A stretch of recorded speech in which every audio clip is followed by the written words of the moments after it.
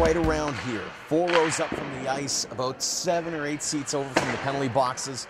And I got to hang out with my dad for the first time under the big lights here at what was then called the Olympic Saddle Dome. He was a member of the local Lions Club in my hometown of Carmangay, and they had season tickets. And so every year he got 5 or 6 tickets. And he always took my mom, always took some friends, but it was never me until one day, I might have been 6 or 7, I finally got the call up to go to the big show. And it was so cool, just even driving up from the farm, which is about an hour and a half away. We went up to, I believe it was the Anderson train station, was the furthest south on the south leg of the LRT at that time. And we take the train in, and all of a sudden, this is the first time I'm probably in the city. Finally get to come up, I'm like, wow, look at all the big lights, the skyline, the whole nine. And then you come up to, again, what was called the Olympic Saddle Dome, now Scotiabank Saddle Dome. And it was the first time I got to see that from outside. Very cool, because you'd only ever seen it on TV.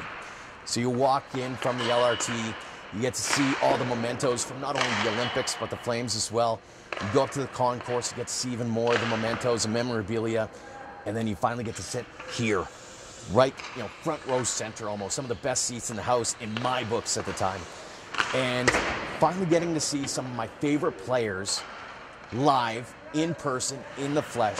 Me being the hockey nerd I am, getting to see guys like Theron Fleury and Joe Nieuwendyk and Gary Roberts and Al McInnes, Mike Vernon. I could name that roster legitimately, numerically. I could name that roster alphabetically. It was ridiculous. But what struck me the most, it wasn't about the players, it wasn't about, the ride up, it was the atmosphere, being in the dome with thousands of people. You see, I'd never been in a situation like that, being amongst that many people in a small, crowded area, everybody yelling at the top of their lungs, hoping for their home team to win.